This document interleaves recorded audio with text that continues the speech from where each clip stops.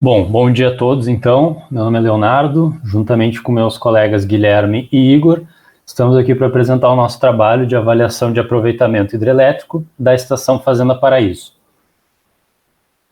Para fazer uma breve introdução e uma breve contextualização, já que a gente está falando de aproveitamentos hidrelétricos, sempre bom pontuar que na matriz elétrica brasileira, 65% dessa energia elétrica ofertada é proveniente das hidrelétricas, ao menos foi assim em 2019. Dentro desse percentual, a gente tem tanto as grandes usinas hidrelétricas, quanto também as pequenas centrais hidrelétricas, com menor potência. Elas possuem menor impacto ambiental, dado que se precisa uma área alagada menor, frente às maiores, um menor prazo de implantação do projeto, assim como um menor investimento em relação a essas grandes usinas hidrelétricas como Itaipu, Belo Monte, dentre outras. Então, para conduzir esse estudo, primeiramente foi definido o local no qual a gente vai avaliar a possibilidade de se projetar uma usina hidrelétrica. Então, o local foi escolhido a partir de dados disponíveis no portal HidroWeb. Então, escolheu-se a estação Fazenda Paraíso, que é uma estação de monitoramento da Agência Nacional das Águas, e é uma estação localizada no Rio Tijuco, que fica na bacia do Rio Paraná, mais especificamente no município de Prata, em Minas Gerais. Esse local foi escolhido por apresentar um longo histórico de dados de medição de vazão. Então, ele apresenta dados desde 1941 e esses dados apresentam uma significativa variação sazonal. A vazão média de longo termo desse período analisado fica entre 20 e 100 metros cúbicos por segundo, e os dados eles apresentam poucas medidas faltantes, são dados consistidos. Dentro desse longo histórico disponível, a gente escolheu analisar o período de 20 anos, entre 1991 e 2010. Nesse período, a vazão média de longo termo ficou dentro dos critérios, apresentando o valor de 25,7 metros cúbicos por segundo. Então, nessa imagem, a gente pode observar essa expressiva variação sazonal do período analisado. Então, com esses dados, a gente pode conduzir uma análise hidrológica para se obter um melhor entendimento do comportamento das vazões nesse local. A primeira ferramenta utilizada foi o fluviograma das vazões médias mensais. Então, a gente conduziu, a gente utilizou gráficos, a gente utilizou valores para o ano seco, para o ano médio e para um ano úmido. O ano mais seco do histórico, o ano mais úmido do histórico e o ano médio. Então, a gente pode observar que as vazões médias mensais vão de valores de 10 metros cúbicos por segundo até 70 metros cúbicos por segundo em média mensal. Em médias diárias, a gente colocou os resultados aqui para os 3 últimos anos do histórico. A gente pode observar as variações mais abruptas dos dados de vazão de um dia para o outro. Só para a gente ter em mente que a variação da vazão não é tão suave quanto apresentado pelas médias mensais. Então, em seguida, a gente elaborou a curva de permanência desses dados de vazão, dados de vazão média diária. A gente possuía 6.004 pontos de medição distribuídos ao longo desses 20 anos. Então, a gente ordenou esses dados do maior para o menor, de forma a possibilitar a determinação da probabilidade de que a vazão nesse local ultrapassasse determinados valores. Por exemplo, a Q50, ela indica que a vazão de 17,3 metros cúbicos por segundo é ultrapassada 50% do tempo. Já o diagrama de Ripple, por fim, a gente elaborou esse diagrama a partir dos dados do ano médio. Então, ele nos mostra o volume acumulado pelas vazões médias afluentes para o ano histórico. Novamente, a gente pode observar, pela inclinação dessa curva, que as maiores vazões normalmente ocorrem no início do ano. Bom, para a definição dos parâmetros básicos de projeto do aproveitamento hidrelétrico em questão, o primeiro passo foi a determinação do volume do reservatório, né? Então, como é que a gente fez isso? A gente pegou as nossas vazões médias mensais do ano médio e descontou da vazão média de longo termo para o período ali analisado. Com isso, a gente obteve a variação do volume mensal, consequentemente, a gente teve o volume acumulado em cada mês ao longo desse ano médio, e com isso, então, a gente obteve tanto o volume útil, quanto o volume total, quanto o volume mínimo, né, a partir das relações dadas pelo edital. Então, aqui estão apresentados os volumes, né, o volume útil, o volume máximo e o volume mínimo para esse reservatório. No gráfico aqui, o que a gente observa é que a gente tem o volume do reservatório estimado nesse ano médio, considerando aquele período de 20 anos, né? E a gente tem os limites aí, então, colocados pelo volume máximo, pela linha amarela, e o volume mínimo colocado pela linha vermelha. Além, claro, do volume inicial, que o volume ele inicia e termina no mesmo ponto nesse reservatório, considerando o ano médio. A gente faz uma comparação aqui com 2011, né, que é o ano seguinte ao histórico que a gente está analisando e que é um ano úmido, né? Ele é um ano úmido por conta das altas vazões médias mensais, né, maiores em relação às do ano médio. Consequentemente, ele vai ter um maior volume de água acumulado e a gente vai observar aí, então, a necessidade do vertimento da água, tá? Então, na linha azul, claro, a gente tem o volume teórico, apresentado em 2011, que seria o volume disponível caso não houvesse vertimento, né? Caso a gente não respeitasse o volume máximo.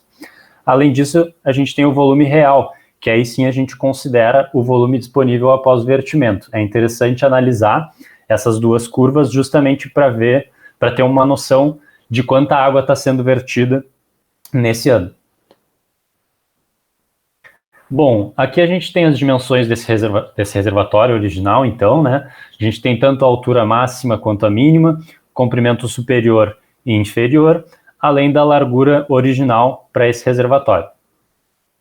Porém, a gente sabe que a gente não vai poder trabalhar com o reservatório original, a gente vai ter que realizar aí uma redução na largura, né, de 25C para 20C, trabalhando então com um reservatório equivalente a 80% do reservatório original. Então, os parâmetros A, B e C, eles se mantêm, o que realmente é alterado apenas é a largura. Aqui a gente faz uma comparação, então, né, da operação do reservatório reduzido agora. A gente tem a atualização desses valores de volume, e também a gente está deixando de trabalhar com a vazão de longo termo. Agora a gente está trabalhando com uma nova vazão, menor, que é de longo termo, justamente por ser uma vazão que, além de respeitar o volume mínimo para esse novo reservatório, com volumes mínimos e máximos atualizados, ele também consegue obter aí a minimização do vertimento da água. A gente aqui também faz uma comparação, né, dos volumes teóricos e real. O ano médio aqui a gente havia apresentado na linha azul escura o volume caso não houvesse o volume máximo, e a linha cinza seria o real estimado, considerando então o vertimento da água nesse ano médio. Analogamente, a gente faz isso para o ano de 2011, né, esse ano úmido, que também apresenta aí um valor bem significativo de água vertida no ano úmido.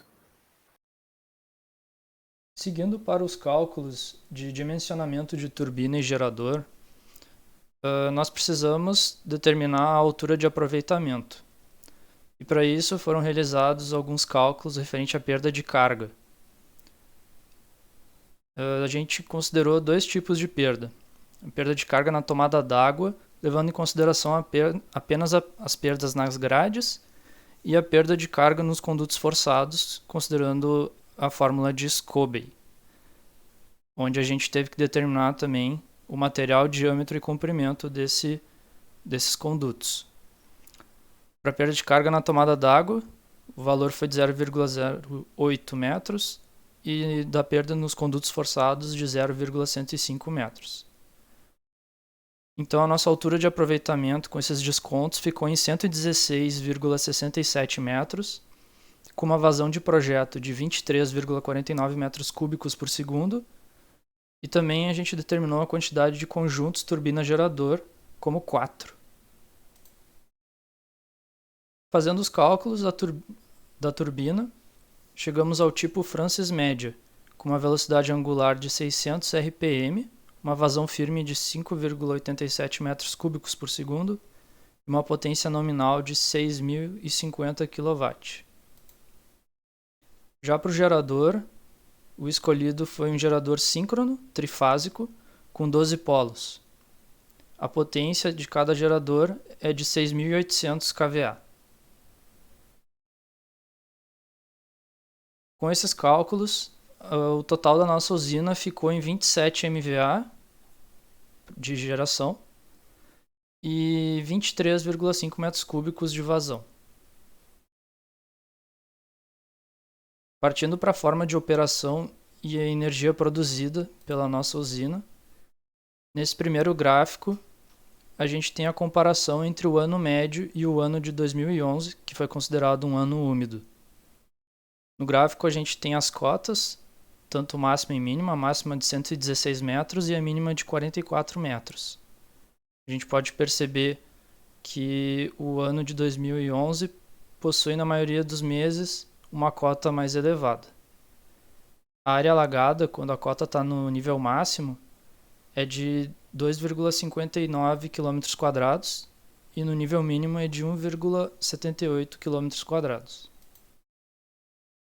Para a produção de energia elétrica, a gente fez o comparativo entre o ano médio, o ano úmido, 2011, e o ano seco, 2001. No ano médio, a nossa operação ficou com 4 conjuntos turbina-gerador durante todo o período. Cada vazão de turbina é de 5,87 metros cúbicos por segundo, que geram no total de 147 gigawatt-hora ao ano, que pode abastecer em torno de 97 mil residências em Minas Gerais. Já para o ano úmido, a operação foi exatamente a mesma e acabou com uma geração um pouco mais elevada, de 159 gigawatt-hora por ano, que abasteceria em torno de 104 mil residências. Já para o ano seco, em 2001, a gente vê a discrepância, até pela diferença na operação, operando com 2 conjuntos turbina-gerador, e em cada turbina com uma vazão de 5,53 metros por segundo, gerando 47 gigawatt-hora ao ano, o que abasteceria em torno de 30 mil residências em Minas Gerais. Por último, foi analisada a possibilidade de se incluir um 5º conjunto turbina-gerador à usina. Para analisar isso, a gente comparou o incremento na produção de energia elétrica em relação ao caso com 4 turbinas. Esse incremento foi avaliado de forma nominal e relativa. A gente definiu, então, como critério que a turbina, esse 5º conjunto turbina-gerador só entraria em operação caso a cota do reservatório no mês seguinte não fosse alterada. Dessa forma, a gente definiu que a turbina poderia operar em março, abril e maio. Só que, nesse cenário, a gente teria um aumento de 7% na produção de eletricidade, o que seria suficiente para abastecer mais de 7.500 residências. Só que, conduzindo essa análise, a gente observou que, ao final do período, a gente ainda teria um nível no reservatório superior ao nível histórico. Então, a gente realizou um novo cenário, operando em 4 meses consecutivos, a 5ª turbina, e, em seguida, com 5 meses consecutivos. Então, nesse último caso, a gente teria o nível do reservatório terminando igual ao nível que ele tinha inicialmente. Nesse caso, então, a gente teria um incremento de 10% na produção de energia elétrica, o que agora seria suficiente para abastecer mais de 10 mil residências. Nos meses que a turbina entraria em operação, a gente teria um incremento de 25% na produção de eletricidade. Além disso, esse 5º conjunto poderia servir como reserva para casos de manutenção. Concluindo o trabalho, pôde-se estimar o potencial hidrelétrico no Rio Tijuco, bem como a complexidade por trás da construção e operação de uma usina hidrelétrica. Para trabalhos futuros, sugere-se estudos de viabilidade socioambiental, assim como estudos de viabilidade econômica para um empreendimento deste porte. Essas são as nossas referências. Muito obrigado a todos.